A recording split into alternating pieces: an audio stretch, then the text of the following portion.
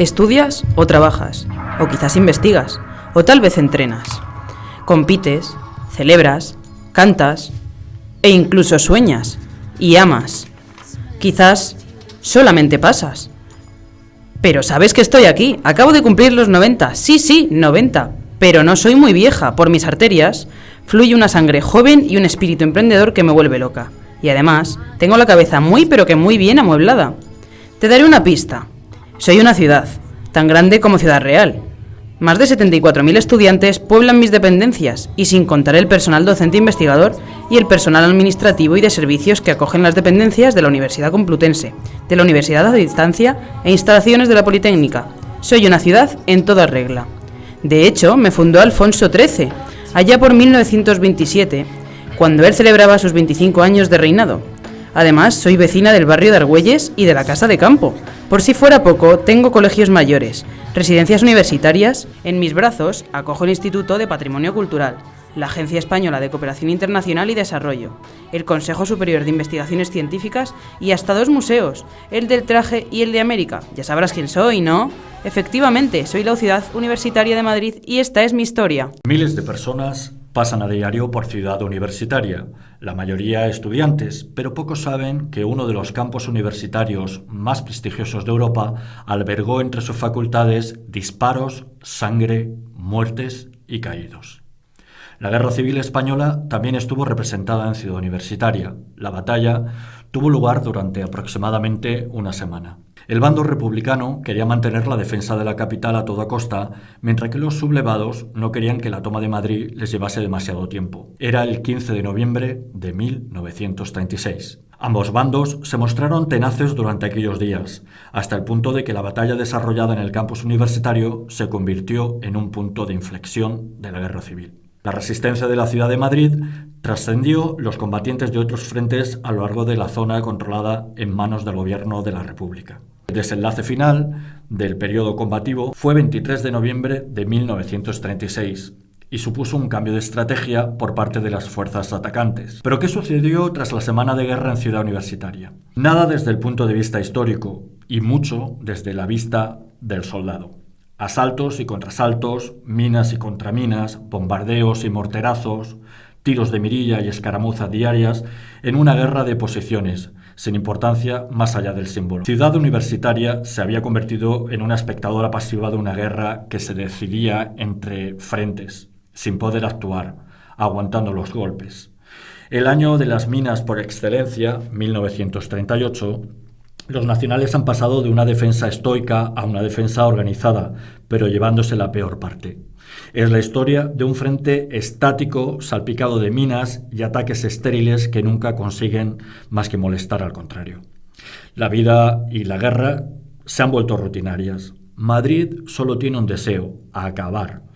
Llega el 28 de marzo de 1939, momento en el que vuelve la luz histórica a Ciudad Universitaria. Los soldados simplemente se han levantado y se van, tirando las armas y descosiendo sus emblemas comprometedores. Un final insólito para una guerra insólita. Un final español para una guerra tan española.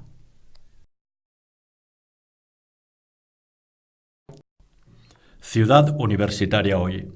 La Ciudad Universitaria es un barrio madrileño ubicado en el distrito de Moncloa, Aravaca. Vertebrada por la avenida Complutense, su nombre hace referencia a instalaciones de diversas universidades que allí se encuentran, siendo la Universidad Complutense la que ocupa un mayor protagonismo. En este ambiente universitario también existen numerosas residencias de estudiantes, 6 colegios mayores, un jardín botánico y extensas zonas verdes, además de varias instalaciones deportivas. En sus centros docentes, cerca de 90.000 alumnos pueden cursar cada año 77 titulaciones oficiales, alrededor de 200 títulos propios y aproximadamente igual número de doctorados. Actividades de Ciudad Universitaria. Nuestra ruta comienza en el mismo hall de la Facultad de Medicina, donde están expuestas 2 grandes maquetas del campus de Ciudad Universitaria, y continúa hacia los otros 2 edificios de la Plaza de Medicina, las facultades de Odontología y Farmacia, donde se levanta una de las piezas escultóricas más representativas de este espacio, los portadores de la antorcha. Pasando por el Jardín Botánico y el Centro de Interpretación de la Ciudad Universitaria, la ruta nos lleva a la Plaza de Ciencias, con las facultades originarias de Ciencias Químicas y Físicas. En la Plaza de Humanidades se verán las facultades de Filosofía y Letras y de Derecho, así como otra de las esculturas más conocidas, Diana Cazadora.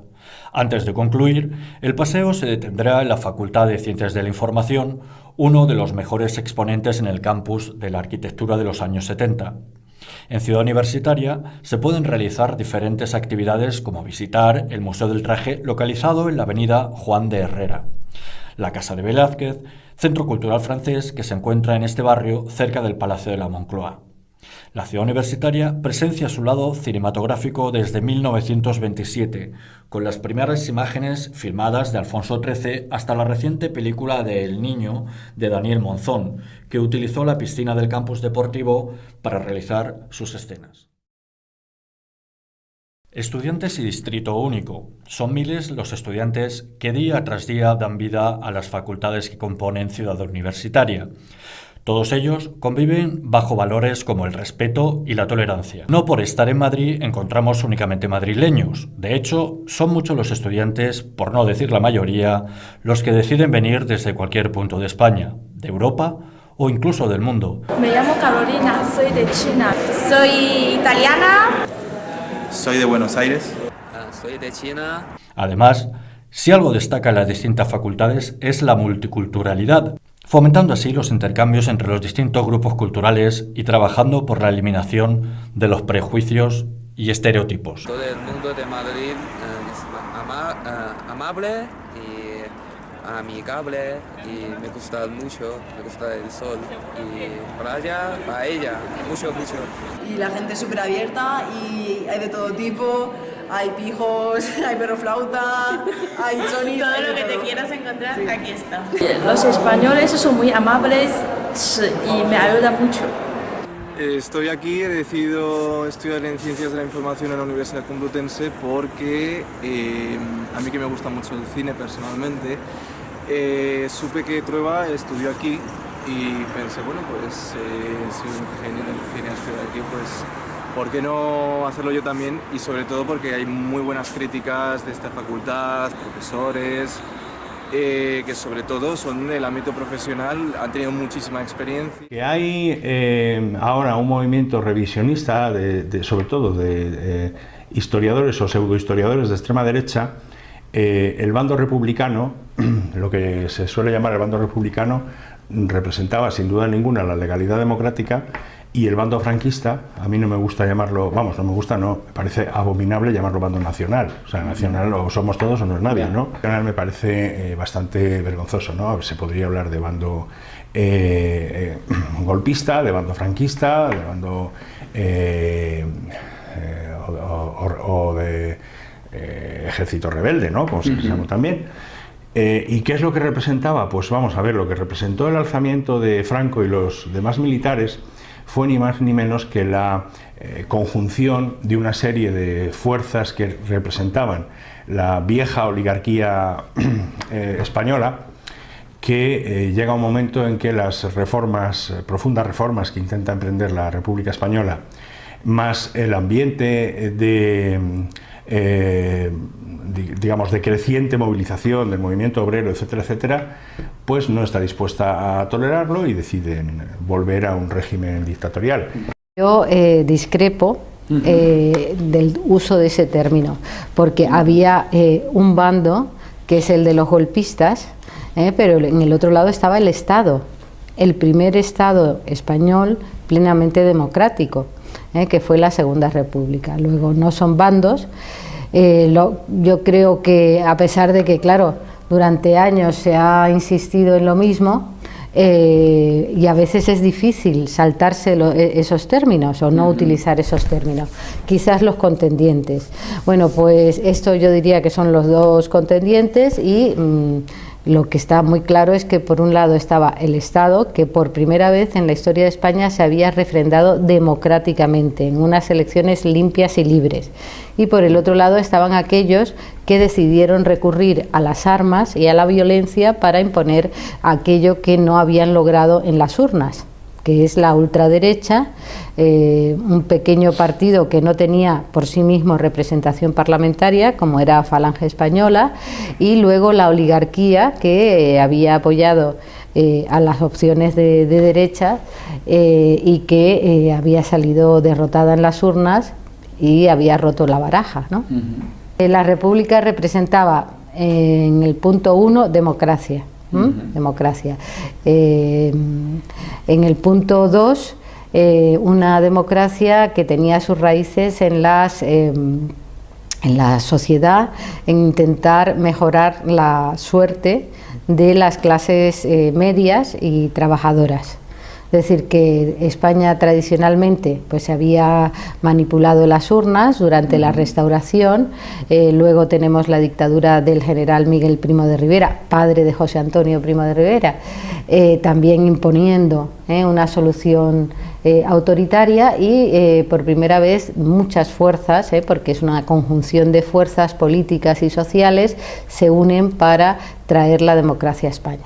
Fue muy importante porque casi al inicio de la guerra, en el año 36, en noviembre del 36, aquí hubo una batalla tremenda, es decir, ¿Aquí en la ciudad universitaria. Sí, sí, sí. O sea, las tropas franquistas habían conseguido llegar a Madrid y de alguna manera estaba pendiente como el asalto al poder central, al gobierno de la República. O sea, durante un tiempo se pensó que podían conquistar Madrid y entonces la guerra se había terminado, no se hubiese prolongado 3 años más, ¿no? Y esto ocurrió sobre todo por una batalla encarnizada, feroz, que se dio aquí, en este espacio de la ciudad universitaria. La ciudad universitaria se comenzó a construir en el año 27, o sea, antes de la República, sí. Y todavía, cuando el alzamiento militar del 36, todavía estaba en obras. Hay muchas imágenes y tal, y como sabéis también hay blogs y hay bastante gente interesada en investigar esto, ¿no? Y entonces, bueno, una zona, podríamos decir que era una zona de obras, parcialmente construida y tal. Y entonces los edificios, algunos de los cuales todavía existen, ¿no? Como por ejemplo, muy importante es el de farmacia o el de medicina, fueron escenarios de batallas de una batalla encarnizada que se llamó la Batalla de Madrid, ¿no? Que fue durante el mes de noviembre del 36. Todo en general, la vida intelectual del país y la vida académica del país fue machacada por la guerra civil y por el franquismo, obviamente, ¿no? Lo que fue la batalla de la ciudad universitaria, que era aquí, en esta, diríamos, el campus Moncloa, recordemos que aquí se había construido una filosofía y letras, que era la que estaba totalmente construida. Y de hecho fue utilizada de parapeto. Hay bastantes memorias, testimonios de que sus libros fueron utilizados de parapeto contra las balas de los golpistas que subían desde el Protectorado Español de Marruecos hacia la capital. Como ya habéis visto, queridos amigos y amigas, no soy solo una parada de metro. La historia ha estado muy presente a lo largo de mi vida. Todavía esto no ha terminado. Ya no hay espacio para los combates. Ahora es el momento de la enseñanza y del pensamiento de todos y cada uno de los miles de estudiantes que recorréis mis entrañas. Aquí os espero.